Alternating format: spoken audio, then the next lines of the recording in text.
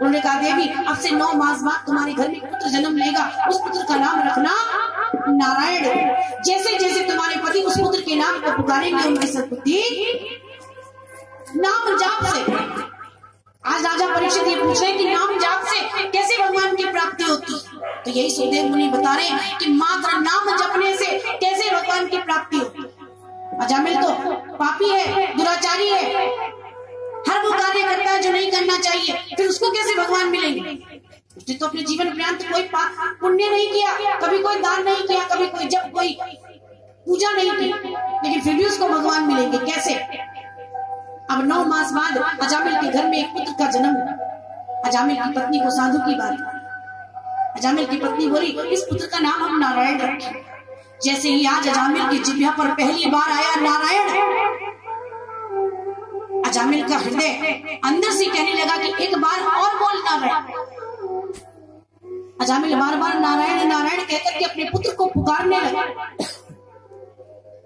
अब तो अजामिल अपने पुत्र से इतना प्रेम करने लगे कि घर से बाहर जाए तो नारायण कहाँ है, घर में आए तो नारायण कहाँ है। 24 घंटे उनकी जिह्वा पर एक ही शब्द रहता था नारायण। और मैं आपसे कथा में बुलवा दूं तो आप बोल देते हैं राधे राधे, वरना तो उसके बाद है ना, एक बार और बोल दो, जरा जोर से बोल दो, ऐसे बोल दो जैसे सुबह का नाश्ता भी किया और दोपहर का खाना भी खाया। ये थोड़ा आती रहनी चाहिए ना एनर्जी। देखो बोलने वाले को एनर्जी चाहिए और मेरी एनर्जी यही है, जब ये कानों में पड़ता है तो अंदर से ऊर्जा उत्पन्न होती है। अब अजामिल को सिर्फ नारायण के अलावा कोई नहीं दिखता, और वो नारायण भगवान नहीं उसका पुत्र है। आज कहते कि पाप का घड़ा आज नहीं तो कल भर ही जाता है, भर ही जाता है। आज अजामिल का भी भर गया। अंत समय आ गया, अपनी चारपाई पर लेटा पुत्र नारायण को पुकार रहा, नारायण पुत्र नारायण कहाँ हो तुम? आज मुझे बड़ा भय लगता है, क्योंकि जब यमराज के दूत आते हैं तो भय लगता है। यमराज के दूत आज अजामिल को लेने के लिए आए। उधर भगवान के पार्षद भी उधर से ही जा रहे थे। भगवान के पार्षदों ने देखा कि यमराज के दूत आज इस द्वार पर खड़े हैं, इस द्वार से ध्वनि नारायण की आ रही है, तो फिर यमराज के दूत यहाँ पर क्यों खड़े? पास गए और जाकर के बोले यहाँ क्या कर रहे? यमराज के दूतों ने कहा क्या जिस घर के मुखिया का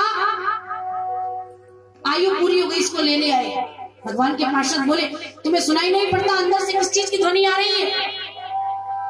बोले क्या ध्वनि आ रही है? कि अंदर नारायण का जाप चल रहा है, तुम कैसे लेकर के जा सकते? जहां नारायण का जाप चलता है वहां पर यमराज के दूत नहीं आते।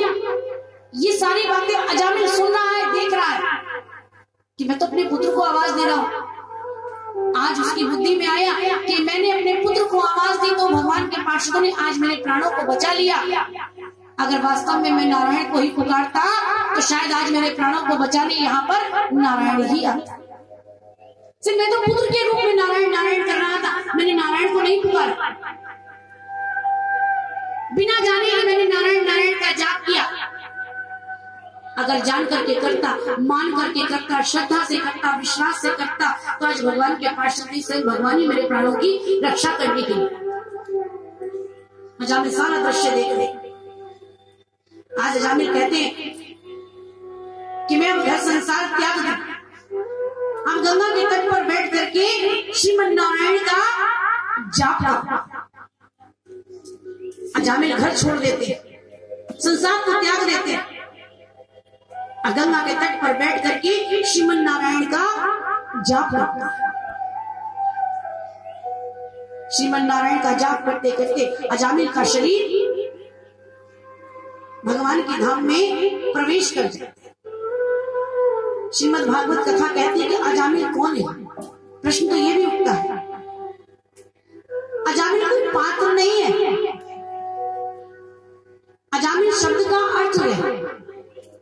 श्रीमद् भागवत महापुराण ज्ञान सप्ताह में अजामिल का अर्थ है अजा यानी कि माया। ये संस्कृत है, शुद्ध संस्कृत। अजा यानी कि माया, और मिल जो माया में मिल गया वही अजामिल है। जो संसार में फंसा है वही अजामिल है। और संसार में फंसकर भी तुमने अगर नारायण का जाप नहीं किया, गोविंद का जाप नहीं किया, तुम चाहते हो कि भगवान के पार्षद तुम्हें लेने आए या यमराज के दूत तुम्हें लेने आए, ये मैंने तुम्हारे ऊपर छोड़। ये कथाएं भगवान की प्राप्ति के लिए होती है, भगवान की शरणागति के लिए होती है, और किसी एक के लिए नहीं होती। हर एक कोई इसको ग्रहण कर सकता है। देवी देवता भी इस कथा को श्रवण करने के लिए आते हैं। आप कब करेंगे? अजामिल तो समझ गया, आप कब समझेंगे? आप भी तो माया में मिले हैं, संसार में फंसे हैं, उस क्षीर सागर में आप भी तो डूबे। आपकी गलती नहीं है, ये सागर ही ऐसा है, इसमें जो एक बार डूब जाए वो निकल नहीं पाता। एक बार एक व्यक्ति घनी जंगल में भागा चला जा, दौड़ा चला जा रहा है, अंधेरा हो गया, अब जंगल से निकलने का रास्ता भी दिखाई नहीं दे। भागते भागते एक कुएं में गिरने वाला था, तो उसके हाथ में एक डाल आ, एक डाल आ, और जैसे ही वो डाल पकड़ी तो उसको पकड़ करके लटक गया। अब उसने नीचे देखा तो गहरा कुआं, हाथ छोड़े तो गिर जाए, और गिर जाए तो प्राण पखेरु उड़ जाए। अब वो दोनों हाथ पकड़ करके भगवान को याद करने लगा, हे परमात्मा, हे ईश्वर, मुझे बचाओ, मेरे प्राणों की रक्षा। अब जब भगवान किसी को संकट में देखते तो दौड़े चले जाते, मेरे गोविंद आए, मेरे नारायण आए, और आकर के हाथ दिया कि लो पकड़ो, मैं तुम्हें बचाने आया हूं। भगवान हाथ बढ़ा ही रहे थे कि उस व्यक्ति के मुख में 2 बूंद शहद किया। अब उसने जैसे ही उन 2 बूंदों को चाटा, उसे स्वाद आया। उसने कहा, भगवान 2 मिनट और ठहरो, जरा सा शहद और ले लो, उसके बाद चलता। भगवान और खड़े रहे। अब तो बूंदे गिरती गई, वो चाटता गया, भगवान हाथ पकड़ाते रहे, उसने नहीं पकड़ा। भगवान कब तक रुकते? भगवान चले गए। अब वो शहद को चाट रहा है, और चाटते चाटते क्या देखता है कि नीचे गहरे कुएं में बड़े बड़े मगरमच्छ, अगर गिरे तो एक बार में ही खा जाए। और उसी डाली को एक हाथी जोर जोर से हिला रहा है, 2 चूहे उस डाल को कुतर रहे। अब उन्हें देख करके भय आता। भगवान ने हाथ बढ़ाया लेकिन पकड़ा नहीं। वो हाथी और कोई नहीं है, वो घमंड है तुम्हारा, वो हिला रहा है उस डाल को कि मैं हिला रहा हूं तो गिर जाएगा, इससे भगवान की शरणागति लेके। लेकिन नहीं, वो घमंड पकड़ने नहीं दे रहा। वो 2 चूहे वो कुतर रहे हैं उस डाल को। वो नीचे 5 मगरमच्छ काम, क्रोध, मद, मोह, लोभ के जैसे ये गिरोगे वो तुरंत से गंजा कस ले। जब बालक जन्म लेता है तो सबसे पहले उसको शहद में चटाते हैं, और वो शहद चाट के ही उसको ऐसा स्वाद आता है कि वो संसार में ही रुक जाता है। जब गर्भ में होता है तो कहता है कि मुझे इस नर्क से बाहर निकालो, मैं बाहर जाकर के तुम्हारा भजन करूंगा, तुम्हारा सुमिरन करूंगा। और जब संसार में आता है तो सब कुछ भूल जाता है, फिर सब कुछ भूल जाता है। जो नहीं भूलना उसे ही भूल जाता है, क्योंकि वो शहद की बूंदें जब जब जीभ पर पड़ती है तो वो संसार में रोक लेती है। जब बच्चा जन्म लेता है, क्या माँ के गर्भ में तुम खिला रहे थे उसे, तुम पिला रहे थे उसे? नहीं, माँ के गर्भ से तो वो परमात्मा से प्रार्थना कर रहा था, इतनी जल्दी इस नर्क से बाहर जाऊं और बाहर जाकर के तेरे नाम का सुमिरन करूं। लेकिन जैसे ही आया, वो शहद की 2 बूंदें, इसीलिए कहते हैं इंसान बन न पाए भगवान ढूंढता,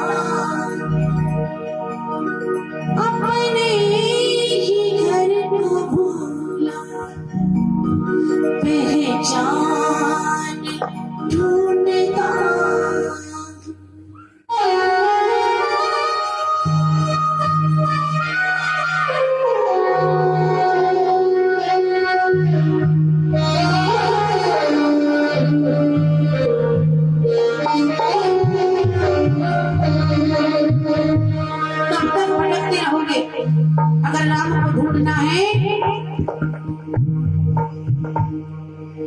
इंसान बनना पड़ा। आइए मिलकर के नाम को ढूंढते हैं जिसको ढूंढने के लिए संसार में आएंगे। इंसान बन न पाया भगवान ढूंढता है। इंसान बन न पाया भगवान ढूंढता है। रावण के इस शहर में श्री राम ढूंढता है। रावण के इस शहर में श्री राम ढूंढता है। इंसान बन न पाया भगवान ढूंढता है।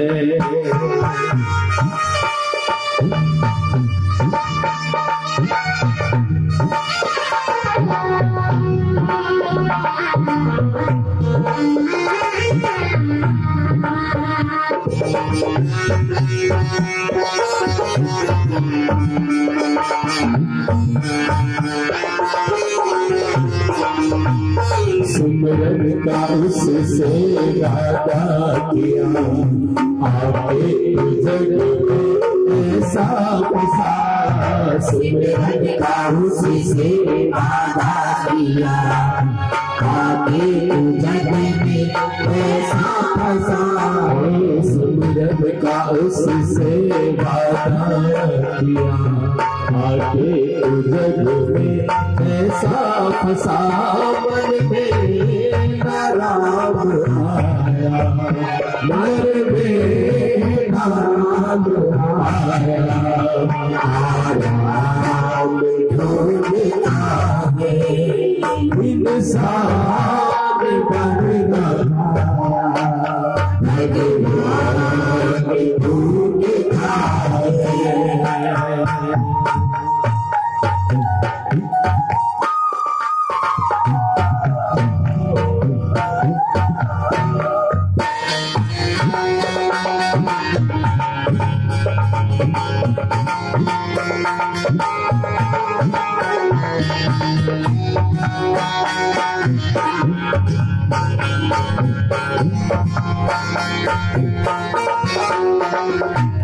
उसकी अदालत जब जाएगा तब उसको मुँह क्या दिखलाएगा।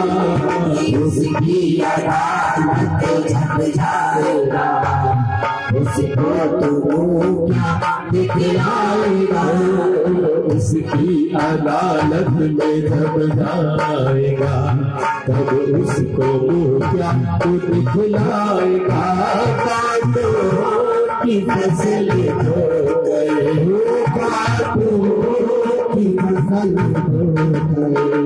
तू आम ढूंढता है इंसान बन न पाया भगवान ढूंढता है।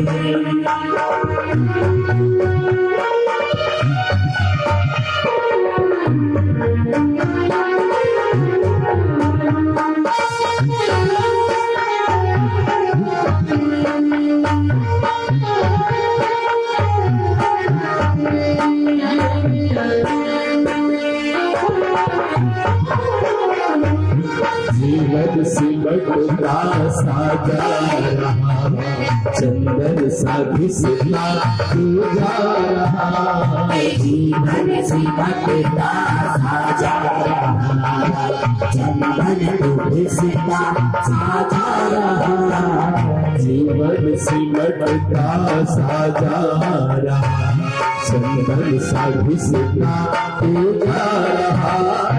हाथ में सुराही हाथ में सुराही तू जाम ढूंढता है इंसान बन न पाया भगवान ढूंढता है। अपने ही घर को भूला, अपने ही घर को भूला, पहचान ढूंढता है रावण के इस शहर में, खुशी नाम ढूंढता है, इंसान बन न पाया, इंसान बन न पाया,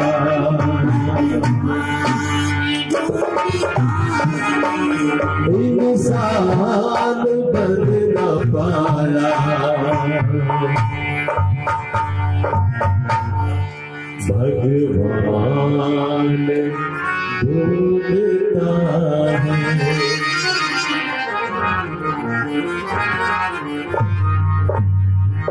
कि उसकी अदालत जब जाएगा तो उसको क्या वो दिखलाएगा, कांटों की फसल बोकर जो आम ढूंढता। जाना तो सबको वही है। अच्छा, किस किस बैंक में अकाउंट है आपका? खोला या नहीं? नहीं, मनी नहीं चाहिए मुझे आपको। मेरे पास तो ये बैठी लक्ष्मीपति, इनसे मांगती हूँ। उनसे क्या मांगू जो खुद भिखारी है? तुम तो खुद दोनों टाइम पूजा करते समय हाथ फैलाते, मैं तुमसे क्या मांगू? मैं तो खुद लक्ष्मीपति से मांगती हूँ। और मांगने की जरूरत भी पड़ती नहीं है। मांगने की जरूरत उन्हें पड़ती है जिनका विश्वास दृढ़ नहीं होता मेरे गोविंद मेरे ठाकुर पर, और जिनका विश्वास दृढ़ है वो तो सब चिंता उन पर छोड़ देते और एक ही काम करते हैं कि लक्ष्मी नारायण नारायण नारायण अपने आप आ जाती है, बुलानी नहीं पड़ती पीछे पीछे। ये तो आएंगी और एक नहीं 70 बार आएंगी।